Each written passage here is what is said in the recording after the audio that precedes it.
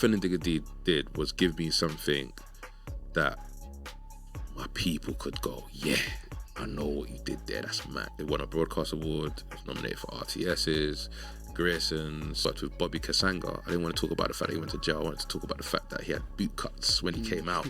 I was making shows that they were never going to sit down and watch. I was, 20, 21, 22, pulled out this leaflet and said, oh, like, I think you got a great look, like, you should come and audition. I said, what for? This thing called Top Boy. I haven't had to make noise about myself to get to where I've got to because I was dealing with the right people. I was told I couldn't do it, and I'm stubborn. If you tell me I can't do something, I am going to do it. Where BBC people used to talk about this permanent contract like it was the golden ticket. If you can't have a hard argument with your business person, the person that you're talking to, negotiating with, and leave that at the business table, you are not built for business. How do you break into the creative industry? And how do our experiences shape our careers? Welcome to the podcast that asks the most influential creatives how they got the role that ultimately changed everything and what proactive tips others can adopt to get the picture. I'm your host, Kiosa Sukami, and this podcast series is brought to you by London Podcast Studios. Today, we are joined in the studio by producer-director Andrew Efah. Andrew started his career as an apprentice for the BBC, eventually working his way up to producer. He dabbled in directing for Rapman's Back of the Bus content for Paramount's release of Blue Story and the TV series Rap Game UK. He is most notable for his work on the BAFTA-winning documentary Defending Digga D. Welcome to the studio, Andrew. Thank you so much for coming. Thank you for having me, bro. Yeah, hopefully that intro did you justice. Obviously, you've been quite busy this past couple of years. Yeah. No, it's good. We'll discover where the journey. Amazing. How's your week been so far? Week's been mad. Preparing to fly back to Korea. So I've been doing a project out there, which has been pretty cool. Can't go into mad detail, but it's exciting. How long were you out there for? I was out there for 3 weeks. Okay, nice. Be out there for another 2 months. Yeah, have you ever been to Korea before? First time? Never. It's a culture shock, but not in the way that you think. It's not like one of those areas where when you land, everyone's gawking at you. Yeah, no one's taking pictures, asking for selfies. Like that. No, people will ask for pictures, but it's fine for these people that you've got to know first. That just go, oh, you're a cool guy. Yeah. Not just that, black man. You know what I mean? So, nice one. We're glad to hear it. So yeah, thank you once again for coming on the podcast. The idea of Get the Picture is to really highlight the creators that I look up to and I think are doing really well in their industry, in their scene. Just to come on, share their knowledge, share their story, and hopefully inspire others to take similar journeys, or even just learn from them if they're currently working within that role. So obviously we'll get to speaking about your portfolio of your body of work, but what I want to start off first is really just to kind of get to know you a little bit first, actually. So do you mind just taking it back for us and kind of letting us know who Andrew is? Like, where were you born and raised, and where are you from? Yeah. Okay, bet. So my parents are from Ghana.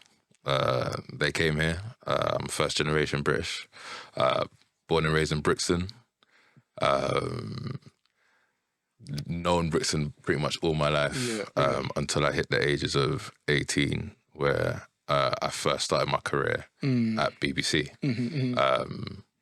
Used to bang off football like it was nobody's business. Was outside a lot, but I was kind of known as that guy that's like, he's on his own trajectory, no matter what. I was an old soul from young. So I'm chill, low-key, but I can also be a massive hype man. Yeah. I will support whatever my people are on. Yeah.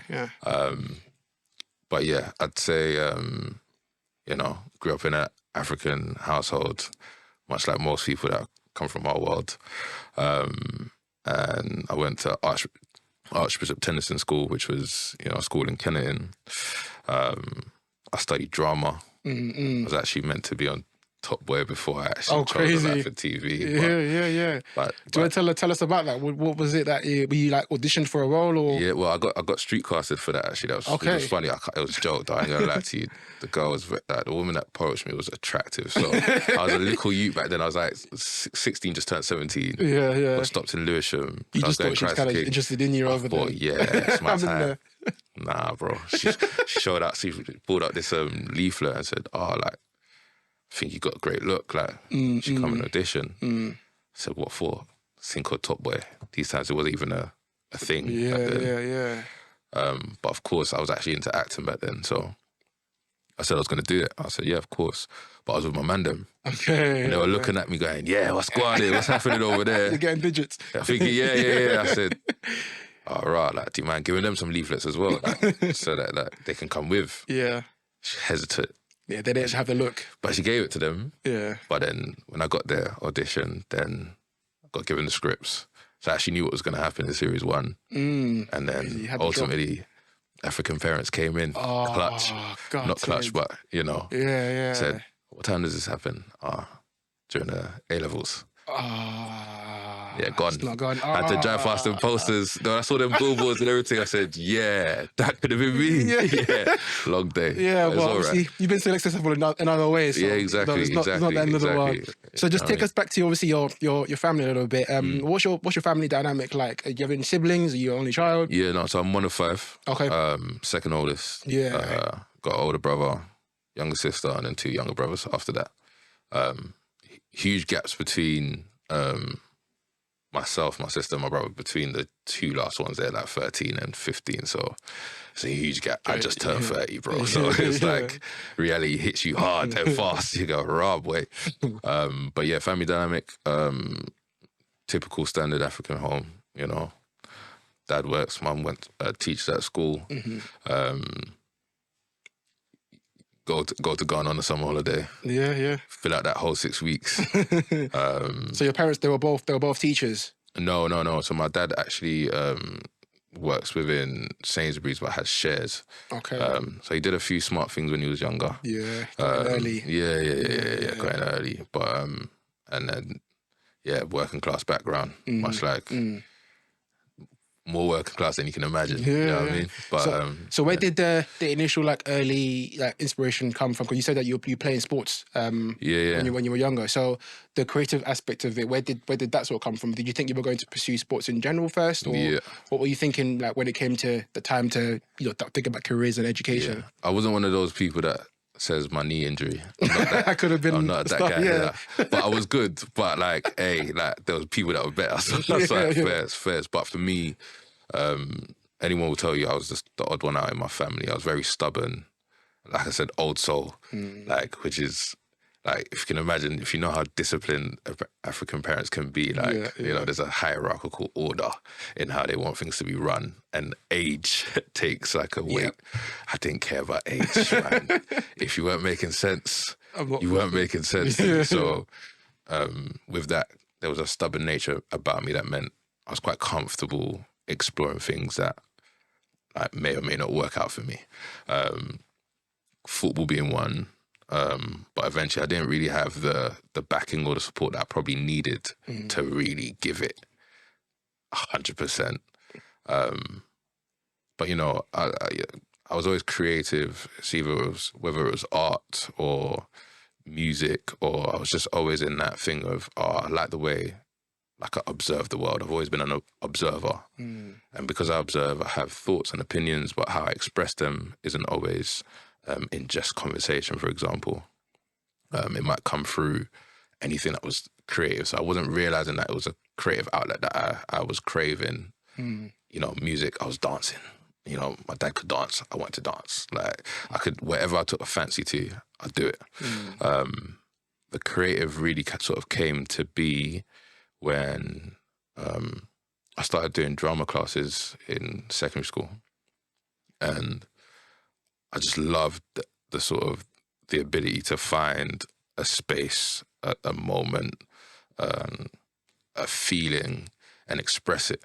Especially because most people, when they say they know me, they claim I'm a robot, a bit of sometimes I can be a bit blunt. Militant, to the point. Militant. But actually, you know, it's just one facet of who I am. So creatively, being able to express and tap into people and tap into that world and sit with someone's real life was where I started to find my creativity. It just took more and more shape when I went to college. Also, I knew I wasn't really a classroom person. I could sit in a class, I did well, but I'd get bored. Yeah. Like, I couldn't sit still. Like, it was like if I did sit still, I was falling asleep. I ain't gonna lie. But, you know, I was smart. I knew what I was doing. And the teachers liked me. They just knew that I just wanted to do something different. I just always wanted to do something different. I hate doing what everyone's done. So the creativity just kind of found itself there. And then the opportunity arose when BBC came through looking for, you know, apprentices. And was in your college? I was in college, yeah. I was late to a business class. And it was one of them ones where Christ the King out them anyway. But no, but Christ the King was very much, it had a 5-minute rule. Okay.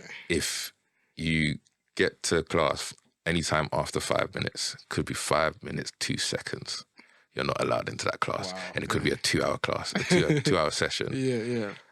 Unfortunately, that happened. So for the first time, I decided to go to the LRC, the library. Yeah. And I was scrolling, you know, I said, you know, let me do some work, like, actually, like, show them. And then I saw the opportunity for BBC Apprenticeship.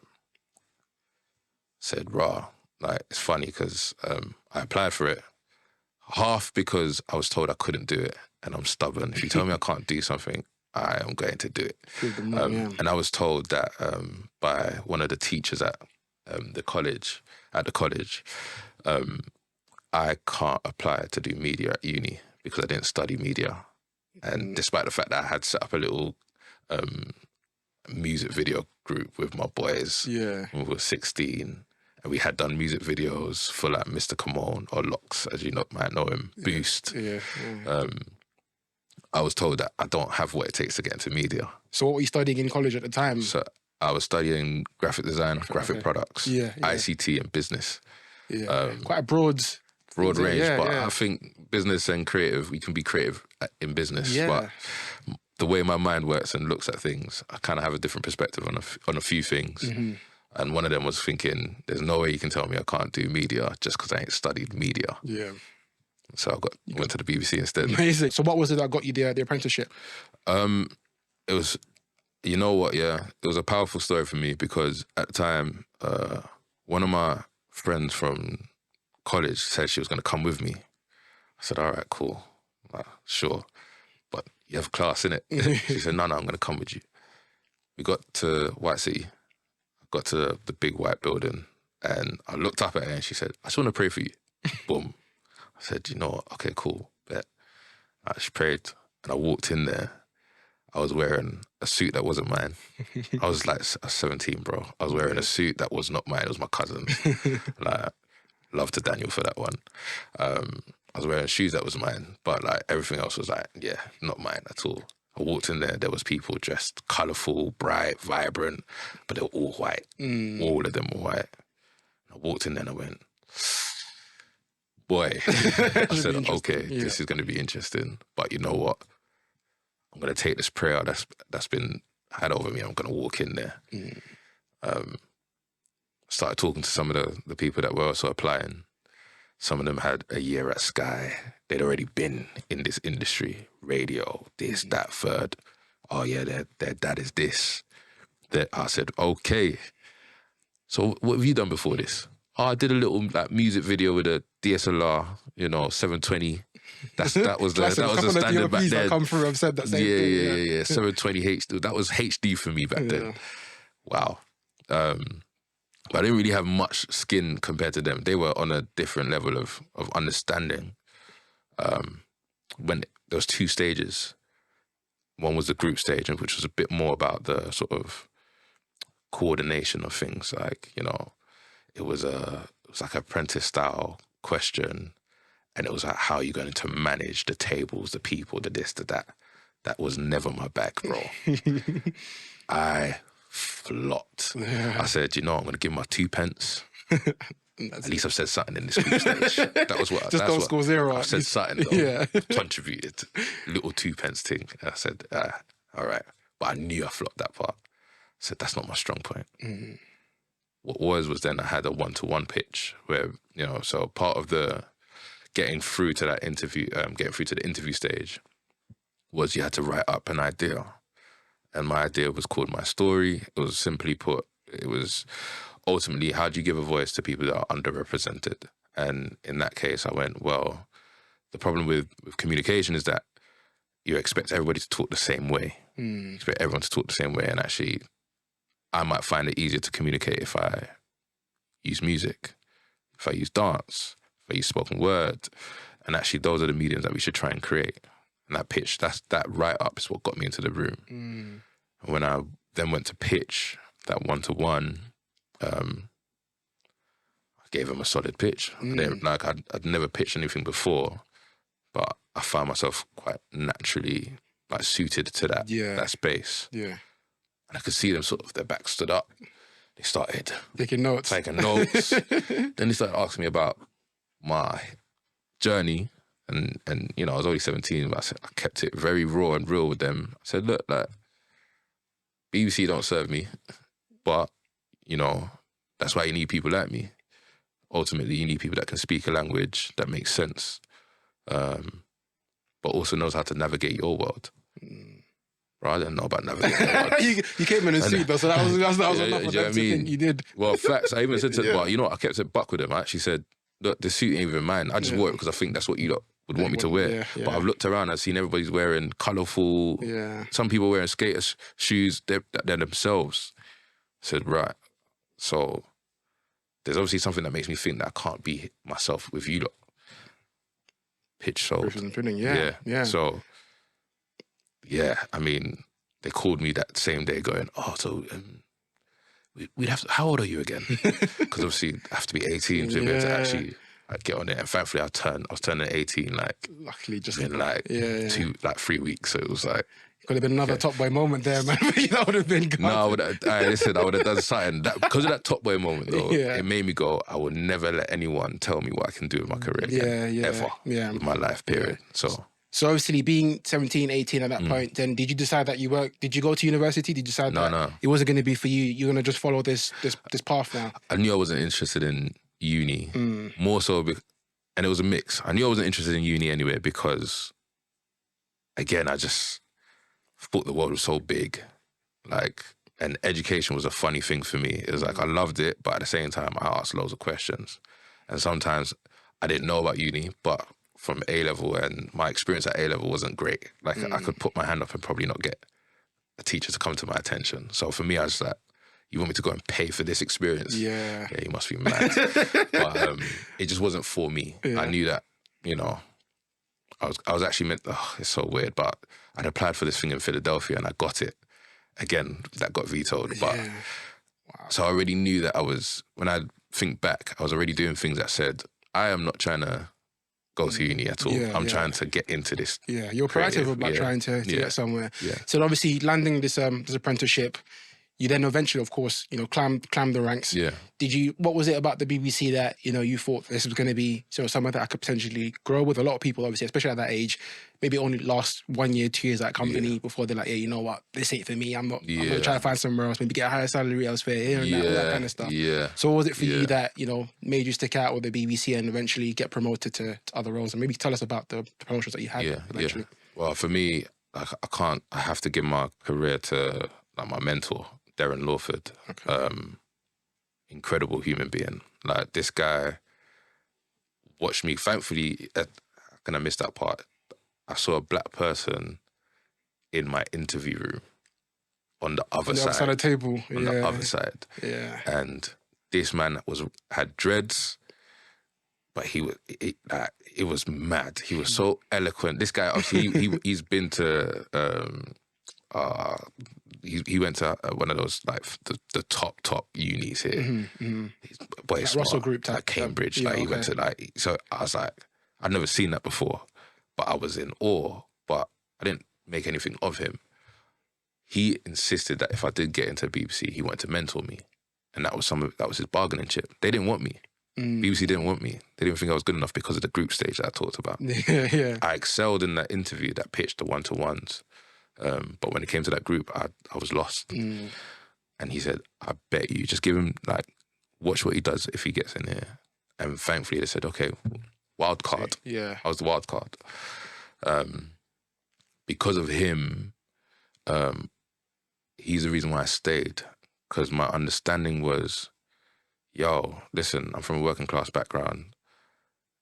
there's a company that does media and talks about permanent contracts. I used to hear this permanent contract, and the way BBC people used to talk about this permanent contract like it was the golden ticket. Imagine getting to do creative and never having to worry about where your next salary is coming from. That's a dream. It sounds like a dream. People can get their houses, mortgages, all of this done. I said, yeah, that's stability. In my world, I didn't have stability like that. And here I had a chance to make content, and of course I'm going to work towards that. So there's one incentive. Second incentive was I was still very young. I was from Brixton. I still had a set way of maybe handling certain situations or the nuances of work and office politics.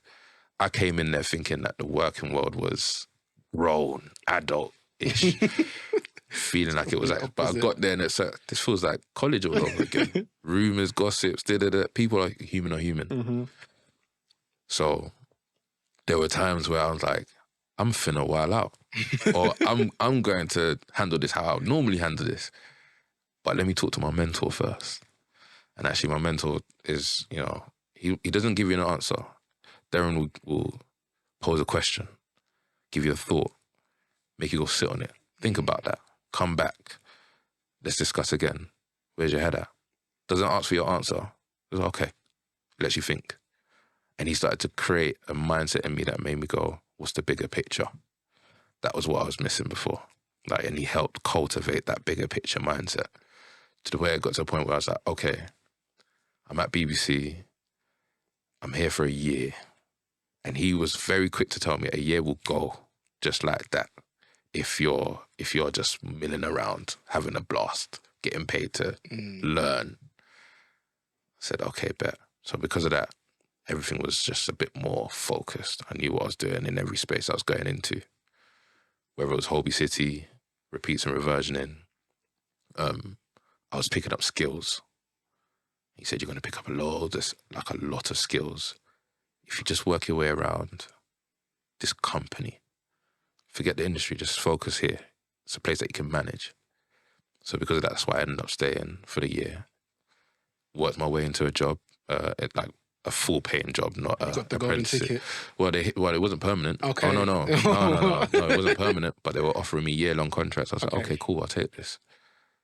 Then I said, cool, I'm in the space, but I'm not enjoying it. Originally, I went from doing drama which was Holby City, to doing post-production, which was repeats and reversioning.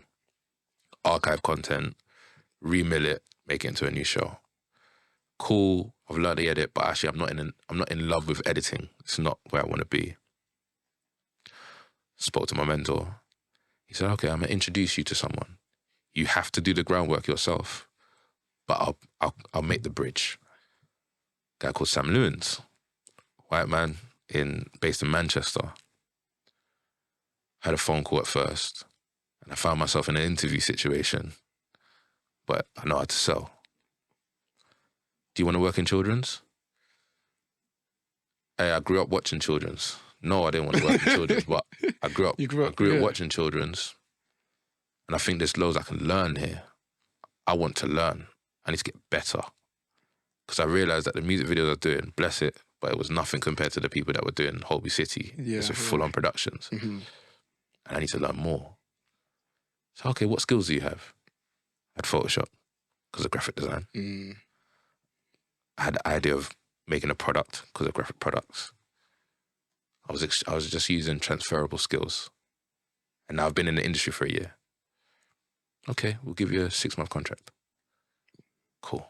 I still had to go up against other people. Like, it wasn't like buy to buy. It was like, no, you need to prove that you're worth our time. Yeah. Also, you have to move to Manchester. so I was like, boy, I'm 19, didn't go to uni. Yeah, what you got to lose? Here's my uni experience. I'm going to be abroad. Abroad. I'll be outside, away from... When you think postcodes, Brixton, I'm abroad now. I'm outside. It's the whole other country. I've seen more than SW2, do you know what I mean? But, so I was up there, but I was very aware that I was paying rent, and I only had 6 months to prove myself. So I started to shop my skills out. I have charm. So I charmed. Like, I was new and exciting, and I was excited to be there. I'd throw ideas like it's nobody's business, but learned very quickly that they didn't understand my language. I was speaking like I was still like, you should, no, not like, I don't change my voice for nobody. I'll tell you that from now. But I have to understand that your experiences means that you don't understand my language. So when I'm talking about growing up here and this is why we like X, Y, and Z, and this will bang because, like, I was telling them that Naruto and anime was a thing to invest in and acquire, because I was seeing boys that are on the road and I was seeing kids that are reading Lala books and whatever are both watching the same piece of content. That's a wide pool. When I was broaching them the understanding of, hey, anime is going to be huge because I'm seeing mandem here and kids here and they're both watching this one thing. It didn't make sense to them because they don't have an experience of this man here and this kid here. I didn't get it. So, but I used to think it's like, oh man, these people just don't understand me because I'm... And don't get me wrong, that's definitely a factor in most situations, but then words are powerful and you can adapt them. I started to learn that, okay, I need to shop my skill sets differently. Hey, look, I'm sick at Photoshop. I noticed you need a flyer. You need a poster for this. Pitch decks. Hey, I know how to pitch. I think I know how to sell. But I know I can definitely do a good picture, a good logo, a good this. Can I get involved in the decks? Development team. Nice. Development team goes, yeah, sure. We love that. You're also on the team as a runner/researcher. So yeah, if you've got extra skills, let's use them. That then gets me into the room because who designed that? Oh, Andrew, he sits on our team. He's the new runner researcher. Oh, okay, cool. So he designed that, right? Then next thing you know, the commissioner's going, I need a flyer. Could you do me a favour? Of course I'll do you a favour.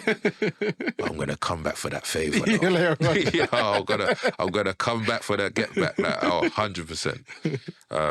But yeah, of course, whip up a poster. Oh, love that. What's your thoughts on this?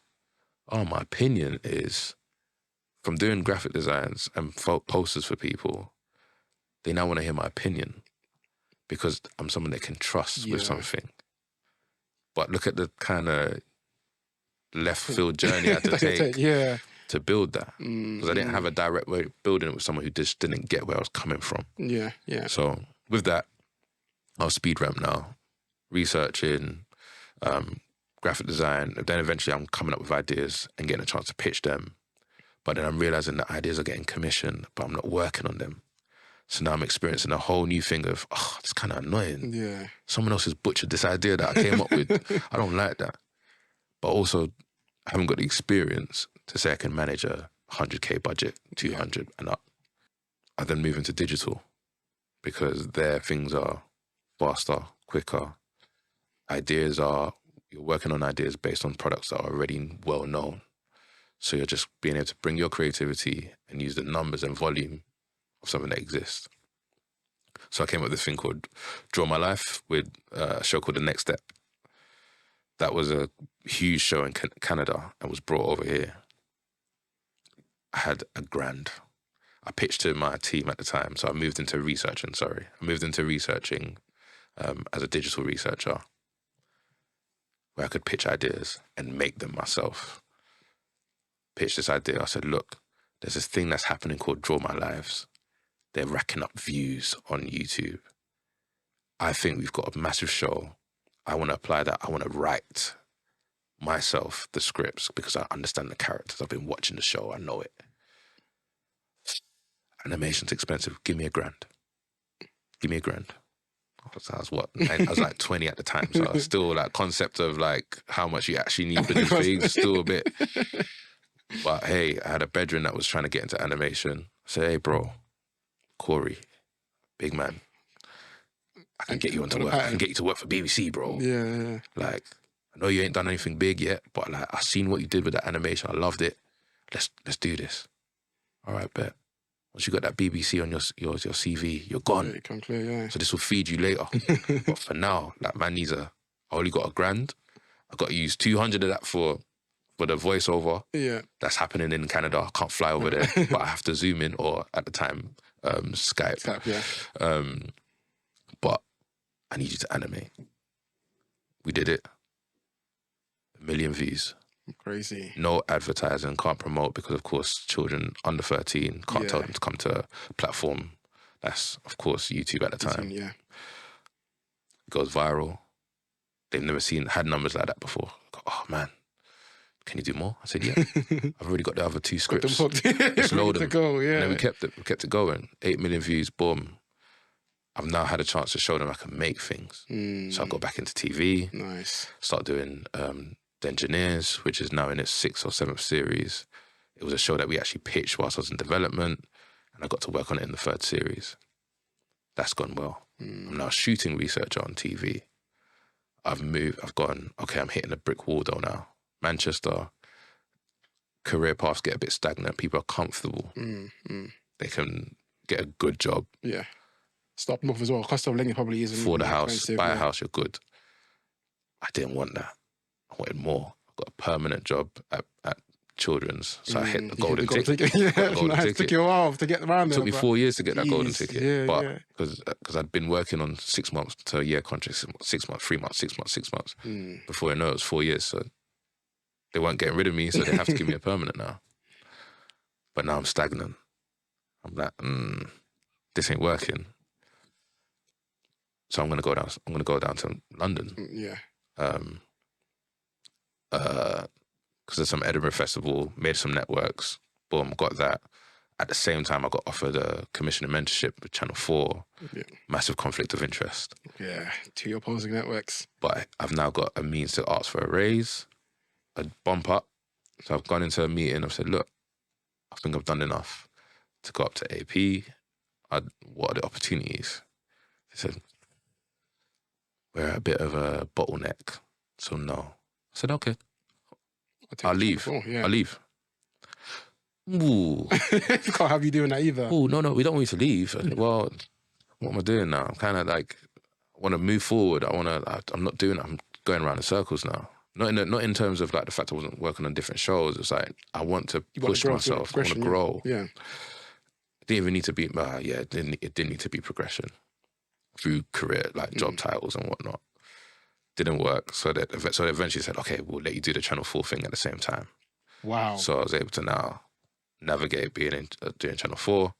Then I also I was able to negotiate and move back down to London because the controller at News, Digital News, wanted me down there. We met up, she saw my CV, she said, come. Yeah. Went there and I did a digital piece called One Culture, Two Generations, which tackled, it gave us, the diaspora, a voice, but also the complexity of understanding that first generation, second generation divide. And ultimately that went viral. Did 3 months in digital current affairs. I finished my year with Channel 4. We dabbled in Rick and Morty going over to Channel 4. So when they said, oh, we're thinking about Rick and Morty acquiring, I said, do it. Makes sense. Do it. This show is huge. Yeah. They did it. Like they were going to do it, but they didn't understand how big it was. Now they've capitalized on it. Yeah. So Channel 4 is going great. BBC was going great. But now I've hit my threshold of news. I don't really want to be there anymore. It's a bit negative. So I've moved to BBC 3. Things got really well at BBC 3. Work on numerous shows. Some of those being Hot Property with Young Filly. But ultimately, Children's still got my staff contract. They want me back now. It's like, all right, you've had enough fun. Look like, yeah. Come back here now. I don't want to go back. I'm in London. I'm back You're home. too used to it, yeah. I'm back home. I did 4.5 years in Manchester. I'm good. I need to be back in London now. Opportunities. People are aggressive with how they want their career to grow. Not in a rude way, but like, hey, you know what you want. Yeah. They kept me. BBC 3 was like, look, we'll give you a staff contract. So I got the second golden ticket. So I'll take it. Yeah. But the second contract came with the money's slow. You can do work after work after work. But because you're staff, you might have to work up. You're acting up. It's just a term where it's like, I might be an AP, but I'm an acting producer. Okay. So I'm doing the producer work and I'll get the producer credit. or I might get the AP credit even though I've done the producer work. So there's a few times where that was stinging me. So this is where I realized, okay, at first I just wanted the money. Like, I wanted the money to be able to, and the space to create freely. Now, I actually realize I need the credits to justify why I can do X, Y, and Z to people who don't know me. And so the move happened again. Eventually, I moved to BBC Studios. By this point, I've done 3 series of 3 series of Young Filly's Hot Property. I've cultivated the move to make Rapman get Blue Story at BBC Films, which has then gone off. And that was a year-long process. Wow. But I had cultivated a lot of influence at BBC Three and at BBC in general. And that sort of meant that, boy, when I could insist that they need to give Rapman a chance to sit with this guy and get him. I wanted to get him as a creator in general because I think he was tapping into a community that BBC was failing to reach. Yeah. Shira's story. And one of the commissioners there was like, listen, Andrew, you bang on about these people, but show me 3 pieces of content for why I should pay attention to some of them. I said, yeah, are you sure about this? I got you. Bet. Yeah. I sent him 3 links, Shira 1, 2, and 3. Easy. Job done, but also the stats to back the language. Yeah. I said, I'm sending you these videos and the numbers look great, but I need you to understand that this was released at the same time as Bodyguard. Biggest show on BBC One at the time. And the numbers rivaled it. Crazy. So, proof's in the pudding, yeah. Here's your proof. Yeah. Blue Story came out, highest grossing, I hate the term, but urban film. Yeah. To date. Hey, I know what I'm talking about, bro. Yeah, I am. And now look what he's gone on to do. And that's what led me to then do the stuff with Paramount, which meant Back of the Bus got made. This is where he also talked about Supercell. Yeah, I saw that clip come up the other day. Yeah. No, big love to him because he tagged me in it as well. He didn't need to. He could have done his own thing, but I rate him highly. But in that process was Joe, because I said, hey, that show that you mentioned, I think BBC, we should jump. I was still at BBC. I said, we should jump on this. Like, we should be the ones that he's come up with the idea on the show that man's created. Like, let's talk to him and see if we can build this out. No, they didn't listen. So my influence didn't go that far. It didn't go enough to secure the next thing. Yeah. But what happened was Jay-Z called him. It's a different conversation at that point. Can't really compete with that. But it was dope to know that I was gunning for someone that Jay-Z's called up. Yeah. That's how my mind works. I go, okay, that's one step away.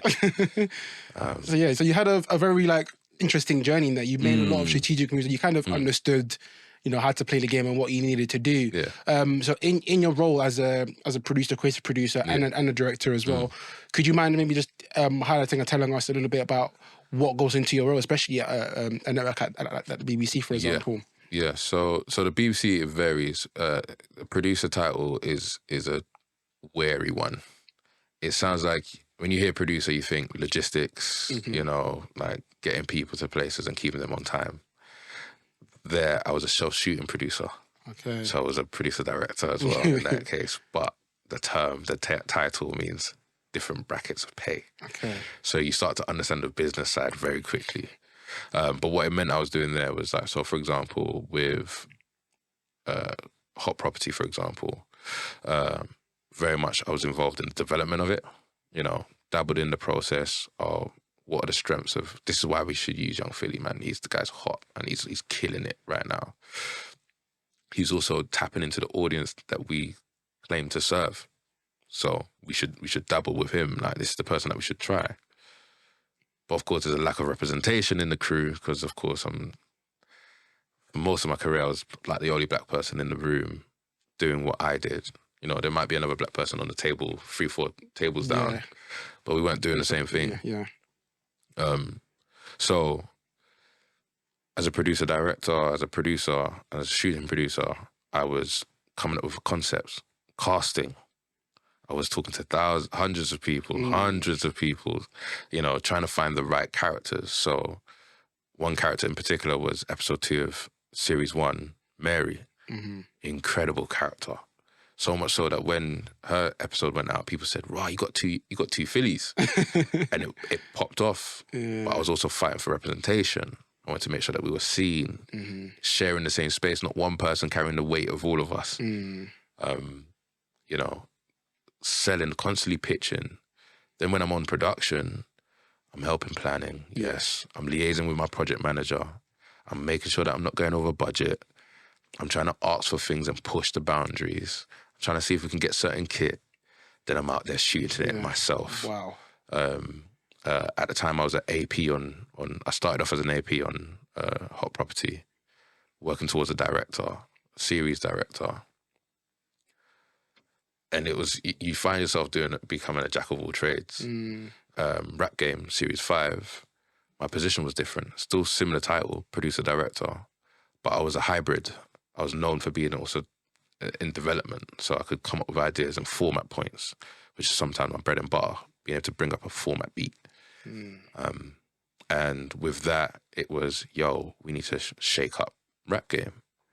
I said, bro, Bugsy sent for Chip. Who's coming for whose spot here? This is like, we need some energy, we need some vim in this show now. That turned into a Rhythm Replace, which then got everybody coming back to watch the show. Which meant the numbers were high. And back up again, And suddenly, and by Series 5, you don't normally get that. Normally, you kind of you stabilize and you kind of reach your numbers and it starts to slowly go down. But we spiked. This format twist is what banged it off. Who came up with the format beat? Oh, Andrew. Oh, he also shot on it as well. Yeah, he also produced and directed the boys on there with the team, not alone. Hybrid. Yeah. So if you ask me what I've done, it's a bit complicated. So, we struggled there with the intro. It's tough. But like in Mist, Gassed Up. Yeah. I came up with the whole concept for my episode, which was a toy car going up against your regular tuned-up vehicle. But that was theme was David versus Goliath. Simple. Toy car, super up, get in there. So if I was to describe it, it's like I come up with ideas, I pitch them, I have to be able to shoot them properly, I produce it as well, and I also have to think about directing. And on a sad day, I might have to think about sound as well. But it's a juggle. It's a proper juggle. Nowadays, I don't have to think about sound too much. We're bringing the sound in for that, thank God. But yeah, you become a jack of all. But what's great about that is actually you understand the weight that's on your team. So it gives you a better understanding. So when I did become a creative director and a creative producer, you know, I can understand. I'm not just going, but why can't you do that? I know why you can't do it. So how can we make sure that you can? It's that part. Yeah. And then, of course, you did Defending Digga D. Yes.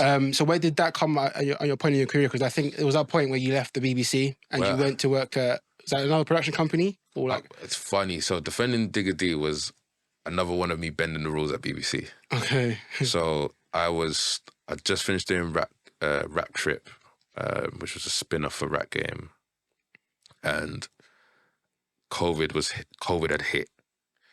But a couple of weeks before COVID hit, I had a meeting with the commissioner, who was, you know, Bijou, incredible human being.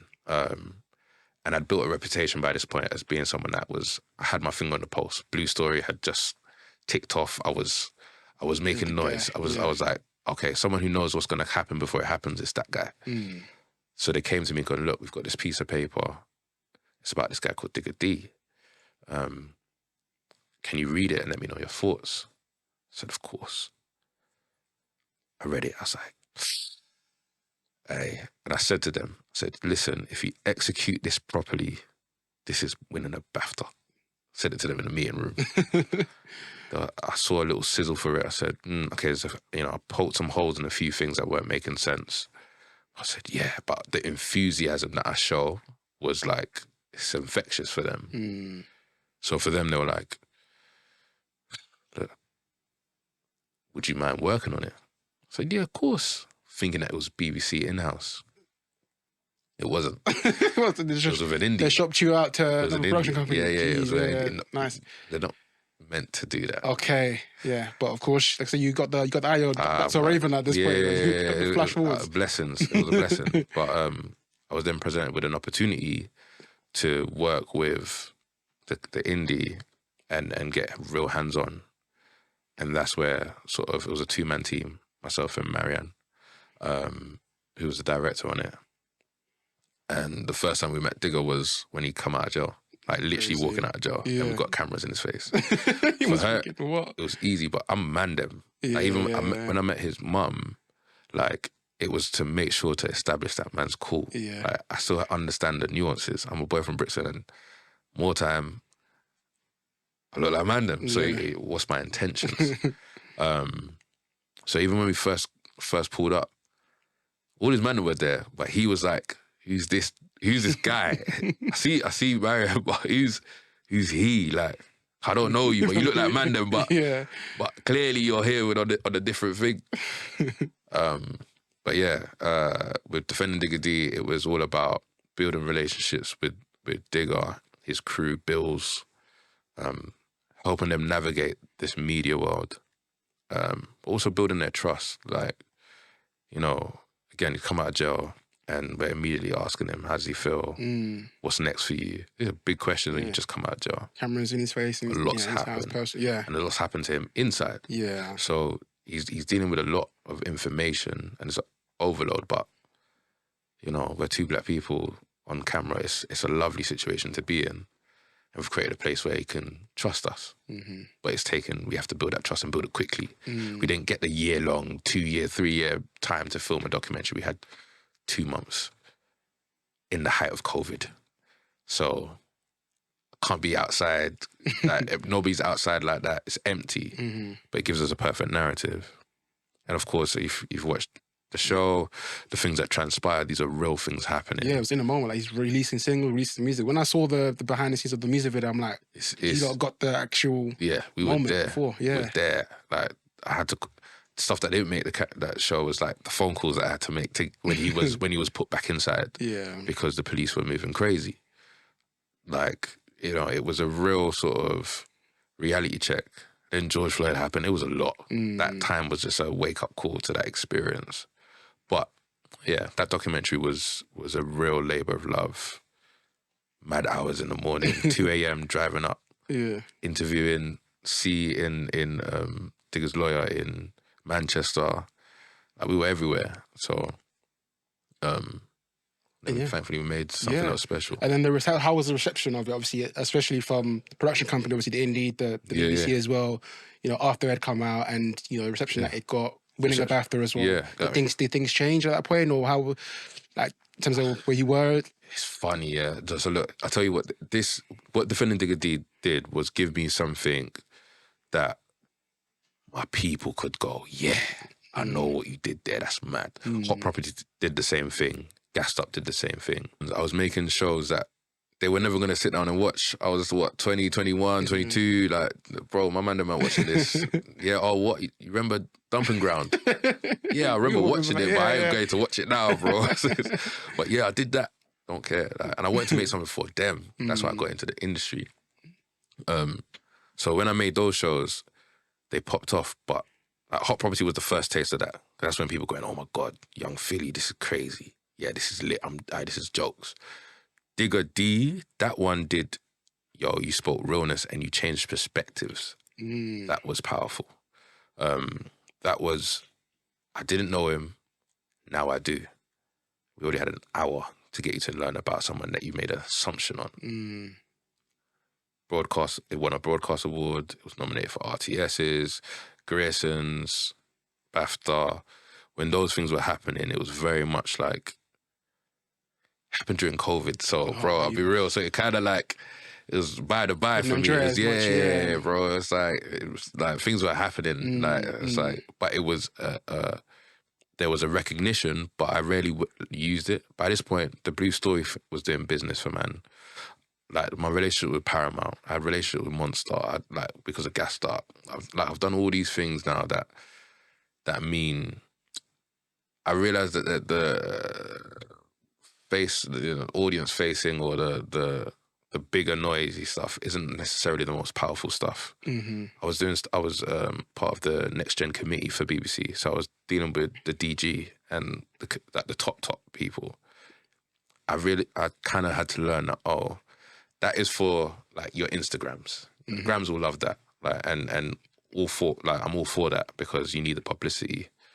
But I haven't had to make noise about myself to get to where I've got to because I was dealing with the right people, if that makes sense. And where my influence was, like, those awards help with certain things if you just need to let someone know, hey, I've got a BAFTA. Don't treat me like a little boy. But that's rare that you need to do that. Sometimes, like, your hard work will do a lot of work for you, and that's what happened.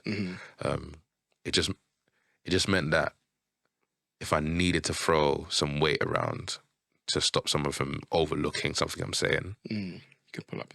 It's there. Yeah. But it was a powerful moment, just in terms of the people just coming to go, yo, that was powerful, bro. Yeah, well done to you, man. It's been it was a big project. Like I said, we watched it, a couple of days ago, even yesterday. Before that, again, well, for me, it was like what you said about getting to know, Digga D, because he sees music, he hears music, but you never actually got to know who the person behind that was.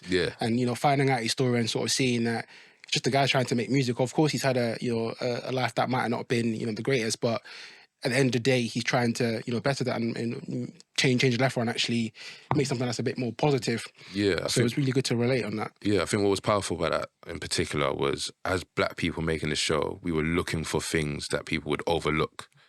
Like, when you think about those, like, an artist like Digga, the thing that most people want to capture is the gold chain swinging, the noise, I'm chaos incarnate. I walk around, it's mad. And the hype of all of that. And whereas, like, we could have told that story if we wanted to, but that wasn't a narrative that is new or transformative. For example, the first interview that we sat down and did with him, he takes a phone call with his dad. He's sprawled across the chair. Half his belly's a bit showing out. Yeah. But, Mary was going to actually stop recording. I said, "Oh, natural moments. I set up this master. Like, just let it run. Because this is the moment that you need. Like, you need people to see the human being that is Digga. Yeah. Like, and to know that he's had a call with his dad. He is in the picture before you make assumptions. Do you know what I mean? It's like, it's the subtleties of it. And if you're paying attention, you understand. When you had to perform to an empty crowd, how painful is that? Your first on stage, bittersweet. When he talks about the reality of his past actions and karma, and acknowledges karma. He's rational. Yeah.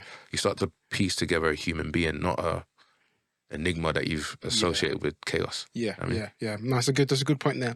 And then obviously, eventually, you then started your own production company. When did you make the decision, and why did you make the decision? Obviously, you've been with the BBC for quite some time. Yeah. Made enough moves and enough projects that would kind of like solidify your place. You've got 2 golden tickets as well. Yeah. What was it that you decided that, it's time for me to start my own production company, all digital goals? Yeah. So I realised that the golden ticket wasn't a golden ticket. Is the short answer to that. But it was... I was starting to get a lot of chips on my shoulder, man, because I was working in a creative industry and I was starting to feel like I was becoming way too experienced in handling politics instead. And that's some of the, the casualties of being in a corporate building. Doesn't matter if it's creative, it's still a corporation. BBC. Yeah. So with that, what I was finding was I was having to fight to make the stuff that I was making. That Blue Story Back of the Bus that went huge. I had to fight for 6-7 months to get that off the ground. When it came to Gassed Up, that was a tussle to get what I wanted in the show. To not tell the narrative of, Mrs. Went to jail and life's different. No, I wanted to tell the story that was human. He lost his parents. When he talks about a toy car, that talks about his childhood. I wanted to link it through that way. When I was worked with Bobby Kasanga, I didn't want to talk about the fact that he went to jail. I wanted to talk about the fact that he had boot cuts when he came out. So if you knew that what his history was, you would understand why wearing boot cuts in this day and age is mad. But you didn't need to hear him say, I was a criminal. The narratives that I wanted to create, I was having to fight a little bit too hard constantly to make it make sense. And that was no shade on the team. It was just, there's a little bit of shade, but it was like, it's just the realities of being like sometimes a singular voice in that space. You know, I had incredible people like Damien Kavanagh, Fiona Campbell. These people that were incredible. But unfortunately, I wasn't working with them all the time. And when Damien left BBC Three, it was me and him. He let me persuade him to commission Rap Game. That was the kind of like people that I was around. And when that started to change a bit, I was like, hey, I'm giving away ideas for free, man. What I would have done after that Blue Story moment is I would have said, yeah, raps, let me get in on this superhero idea. That would have been my next step, logically. So when that didn't happen, I was like, okay, I've got business acumen that maybe people are not accepting because I don't have a business degree or I don't have that background. But I have street smarts, man. Don't underestimate my knowledge. Cool. Let me start making my own company. So I was still at BBC. I was like 8 years into BBC and I set up my company. And that happened because I got so vexed after one production. I remember looking at my colleague, my boss even, and I just went, I'm going to wig out. This Brixton is going to come out if I'm not careful, you know. So I just said to him, he just started talking to me. I just went, it was post George Floyd. It was like, it was fresh. I just went, I'm going to Ghana. I didn't even respond to what he said. I just said, I'm going to Ghana. I've had enough, that's it. I'm going home. I haven't been home in 14 years, 15 years. I'm going home. I said it like that simple. He went, yep, cool, okay. Because I don't take time off. I was like burning myself out on both ends. I just said, you know, I'm going home. Got home. I saw my grandma for the first time in 16 years, 15 years. I was just surrounded by my people, our people. I wasn't the one person. I didn't have these pressures of being Mr. BBC as well, like where everybody was like, rah, hey, Mr. BBC, yeah, what's BBC saying? Yeah. How you finding BBC? Oh, you're doing things there. Like, you felt the pressure of like, I can't leave BBC because of what I'm doing for people that are seeing me. So I went up, spent my time in Ghana, said, got ideas. I know how things work. I'm learning the industry. I know how to navigate. And yet I'm giving it all away for free. This is silly. I know better. Right now what I'm doing is like, this is silly. Like to give it all away for free is actually not even making sense. Yeah. And also what I was finding was like, just on a credit situation, I wasn't even getting the credits that I should have been getting. Yeah, I was looking at IMDb and all the things that you were talking about, I don't remember seeing non-existent. them on there. I said, bet. But also I don't mind that because I love the fact that people don't just know me off. I love the fact that like, because, you know, I hate fake. So I hate like when energy is only being reciprocated because I've done something big. Like, I respect your mind first.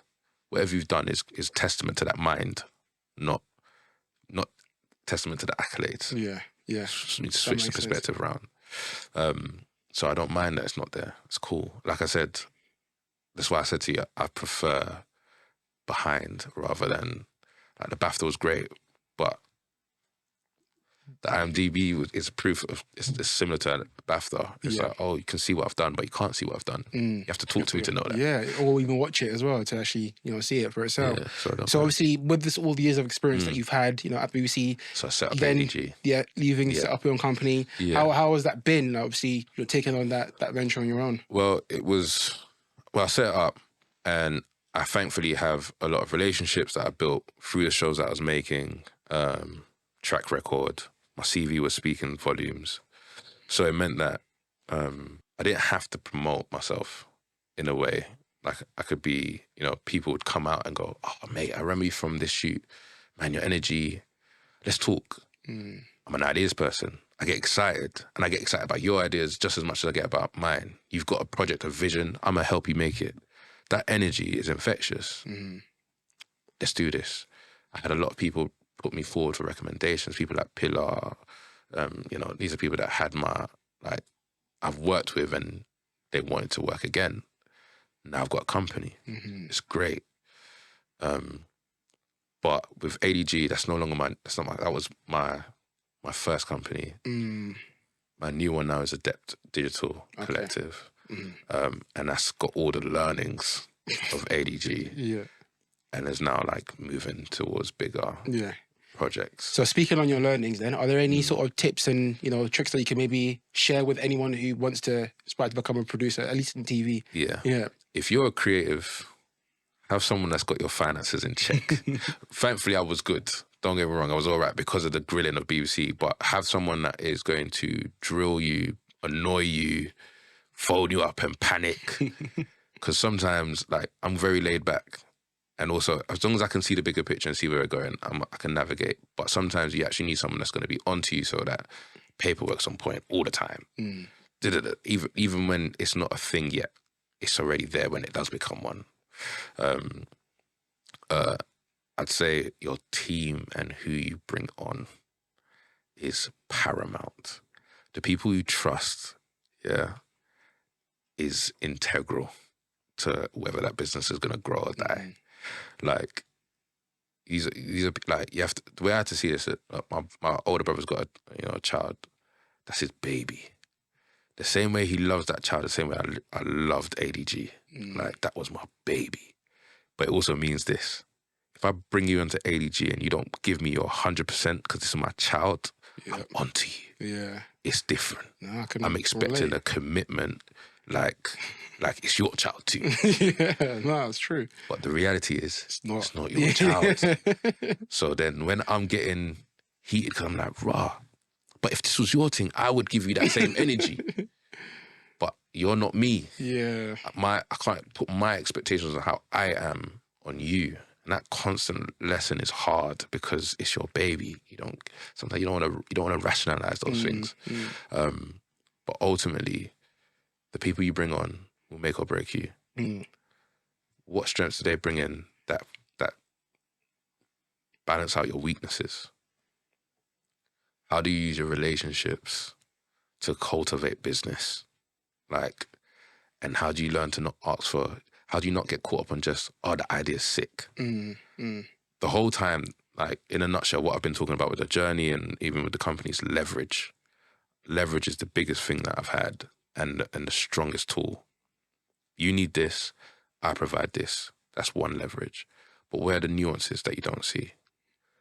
I'm going to give you an energy that you know that you can't find anywhere else. I'm going to commit to you in a way that I'm in there side by side with you. The ideas that I have come from a TV experience. I don't think about just the one-off. I think about the reoccurring. You think this idea is big, I'm going to make it bigger. Like, this is the energy that I always want to come in. And it's not always I. But it's going, hey, I want you to win. So whatever you need, I'm on. And without sacrificing myself or financially putting myself at a loss, let's be real. But that vim of, no, I want you to win, it's always been me. Now I just do it for a business that can hire people to help me make sure you win. Yeah. That's amazing. Good advice there for people. And I think I could definitely relate in terms of like what you're saying about getting the right people. It's like, especially when it's your baby, you're almost just kind of like, you're blinded almost, isn't it? You kind of almost, you wish everyone could be on the same, page as you. But at the end of the day, if that's not what they're passionate about, or if that's not, what it's for them, then there's only so much that you can do. Hey, people got bills to pay. Exactly. That's the real. Now, obviously, you've had your, you mentioned obviously that you've had moments where you've dealt with, people that may not have, that you've potentially clashed with. How do you maybe deal with your mental health and kind of working in such a fast-paced industry where things are moving, you have to take on a lot of work, you're spreading yourself maybe a little bit thin. How do you handle that? It's tough. It's a very tough question. I think for me, I'm a very rational thinker. And things happen. I think about things logically. So if you're doing something crazy or illogical, in my perspective, I'm going to struggle to process that. It's going to make me think I'm going mad. There was a few times, even at BBC, where there was things happening and I couldn't, like, it felt so irrational that it almost felt like, is it me that's misunderstanding this situation? So first thing was being able to call someone. Let's go, bro, this thing happened. Am I mad for saying that this is this? Nah, bro, I was there. I saw it with you. Don't worry. you're normal. Just a soundboard sometimes. Yeah. I was very fortunate that I got selected to be part of this Breakthrough Leaders, as well as another thing called Future Leaders. And that meant I got a life coach. Couldn't have come at a better time. At this point, I was very aware that of chips on shoulders. I was aware that I knew what I needed to do. So, for example, when that mental health crisis, or when I felt like, right, these men are actually going to put me in a place where I'm in a sunken place. I said I need to go home. Yeah. And that restored me. But when they started to put that chip in, I said, okay, now I need to leave. I can't go in here and come back to the same place that's going to cut me up the same way. Don't make sense. Yeah. I'm leaving. Went to Fremantle. I got headhunted and went to Fremantle. Great, did rap game there. But I had a life coach to get me through that time at Fremantle as well. I was excelling there, but he was gearing me up to go freelance and go all in. But to do that, I needed to understand my personal life as well. Like, I think a lot of people, what I used to do was be a workaholic. I still am, I'm not going to lie, but at least I know why. And I was a workaholic because that was my place that I could prove myself. I was excelling. Also, I loved what I do. And boy, I could do it in any which way that I wanted because I knew how to navigate. Radio, done it. Ballad of the Blade, Radio 4. Got that commission. Like, animation, done it. Drama, done it. Documentaries, done it. Fact Tent, done it. Shiny Floor, Britain's Got Talent, just did it. Like, I can maneuver. I don't see no obstacles, but it tires out your brain. Yeah. So having that life coach to be able to help me process, I feel like this. When something happens, I get like this. I'm very rational, but what am I missing? And he could point it out. Look, it seems like from this and this, growing up, experience that you had growing up, maybe ask yourself this question. He was doing everything that my mentor was doing. Yeah. Just this time with a bit more intention behind mental wealth. Yeah. Are you still in touch with your mentor? That was yeah. They're in Lawford? Absolutely. Yeah. We now do business together. Great. It's a different, but, you know, like, for me, what he did for me by opening that door, I was always going to repay him some way, shape or form. He just wants me to do well. That's how I repay him. I go, no. I need to make you wealthy. Yeah. Because I need to be wealthy too. But how sweet is it that as a production company now at ADC, I can sit here and look at my mentor and go, let's talk business. Another tip, big tip. If you can't have a hard argument with your business person, the person that you're talking to, negotiating with, and leave that at the business table, you are not built for business. I need to be able to have a heated conversation that might even mean that you might even cuss my mum. I'm being so real. I read it somewhere where someone said, listen, there are these bronies that will at each other's necks, but will sign $1 million deal and go and play golf. Because there's bigger things at play here, isn't it? Hey, man. Yeah. I'm gonna be wealthy after this. I can look after my generations to come. Yeah. Like, so for me, that's something I had to learn. I love being able to go, yo, this don't make sense, bro. This is, come on, let's be real. This is, I won't swear because I'm not sure if I can, but this ain't it. Yeah. Much harsher. I'll say it much harsher, but all because it's not that I hate you. I've got love for you and I want us to win. That's what But if you're going to take grudges, if you're going to hold a grudge now, then you got some things that you got to deal with yourself. I got to be careful now. Yeah. When we start signing contracts and, bro, paper's paper, bro. But emotions, bro, make everything disappear. Emotions are peak. If you've got someone that's too emotional or that can't take a dressing down, I've been dressed down. I've been humbled. If I let that humble hurt my ego, or if I allowed an ego to try and shield me, I wouldn't be where I am now, bro. Yeah. Like, I had to take some L's, lashes. Yeah. But stronger. Man. So sorry, to bring it back to now, that was a proper sidetrack, but I was like, I actually need to talk about that because people tend to go into, yeah, bro, yeah, you're my bro, yeah, we can do this. Don't worry about that. And then they see the numbers or they see the reality of it or the hard work that comes in it. And now it's like I resent you. Because now I feel like you've done me dirty. So that's why I'm always like, bro, be ready to do business harsh with your loved one. And if they can't handle it, you know it's not good to do separate business. ways. Yeah, nah, facts. Yeah, been really good good conversation. I think you definitely gave us a lot of gems there. So I want to quickly just take us to the final segment of our podcast, which I know you've been dreading, and it was kind of a surprise for you coming into the studio today. Very but mad. The last thing we're going to do is going to play a little game, which is a fun little game that we've got where we're going to play 5 different clips for you that are blurred out, and you have to just use the audio to be able to figure out exactly where it's playing from. Hopefully you can get them, and there's no pressure to obviously do amazingly well. So the last person that here scored 1 out of 5. If you don't make the segment, that's calm. All right, so I'm going to jump straight into it and play the first clip.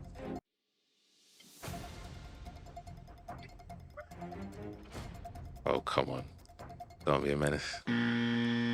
I think I threw you off there. The Ricky threw me off. Rick threw you off. All right, second clip, please.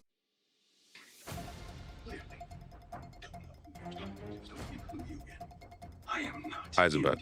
This is Breaking Bad. Breaking Bad, nice one. All right, 2 out of 5 so far. Give me a bonus point for even knowing who was talking.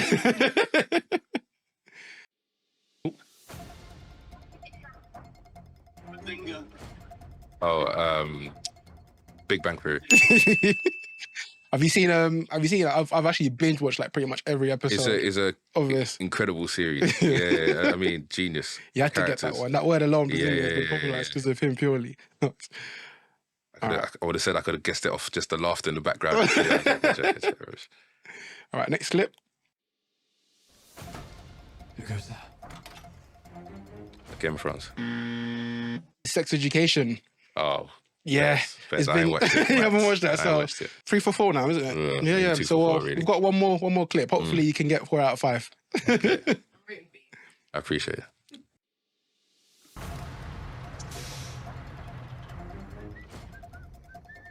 This is a hard one. The Wire? No. Is that your final guess? No. Let's... You have to be a big fan of this show to get this one. Little pig,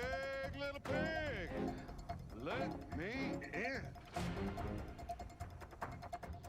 Everyone's like shocked like I know what this is. Yeah, run it one more time, bro. That one, mate. Little pig. Because at first I thought the whistles, I was thinking, that's the Wire, but it's not.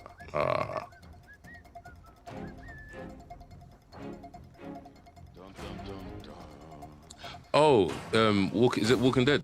It is Walking Dead. Yeah. Little pig. What the was guy it? with the little pig. I was thinking, who's used that insult before? Then I remember that whenever he used it, he had that bat. Negan came in with the bat. That was like a With the proper spikes and turnaround. everything. Yeah. That's what I even watched Walking Dead like that, but I was like, he's big. Yeah. Well done, Andrew. You got 4 out of 5 there. No, Done really well there. Congratulations. Is there anything that we can expect from you? ADC is this baby of mine that is got a lot of loved ones working behind it. My cousin Daniel, Aisha. I've had the amazing Elle come in and pattern up Tiggs day out on set every day. I wasn't going to put your full name out there. Nah, I had to, man. She got to get her props, man. Come on. I always tell her all that. She doesn't big herself enough. Yeah, honestly. She doesn't post enough to share all of her credits. She's got to start doing it. But even, Elle can tell you, maybe not now, but like looking after your team is important because these are people that will come back and help you grow. But yeah, like now, we've done some incredible work with B3. That's soon come. Done some stuff with Nike. Dealing with clients is an interesting space. But we're building and we're building fast, which is great. And soon come. Like if anyone needs formats, ideas. Well, you know what? Like I kind of always got my ear to the ground. That's how I if you're listening out there, so people can actually... But make sure you're bringing something. Of course. Don't come and ask for favours. The handout ticket ain't the move. It's not the move. Leverage me. Do you know what I mean? Yeah, good piece of advice there. It's been great to have you on the podcast, Andrew. If anyone wants to connect you and find you online, let us know where we can connect with you. Yeah, I mean, Andrew_T_Efah. That's on Instagram. I don't really do Twitter like that or X. I don't do that. It's too much chat. Not really for me. But you can find me on there. It's Efah94. And what else can you reach me on? Nah, let's keep it to let's not put my email out. I'll put my email out on a direct one. But Of course. And then what about your production company as well? How can we... Yeah, so you can find, for now it's through me. It's a Depth Digital Collective. Website soon come. We've just, like I said, massive revamp. We've just done a mad revamp. So website soon come. You can reach us on there. And also you can hit me up direct, like a lot of people do. But yeah, development, ideas, production. We do it all, man. Amazing. Yeah. Thanks again for coming on the podcast, Andrew. It's been a pleasure to have you. Thank you, man. It's been dope being here, man. Amazing, I appreciate that. For real. Thank you for watching and listening. If you enjoyed this content, then make sure to like, comment, share, and subscribe to the official London Podcast Studios channel.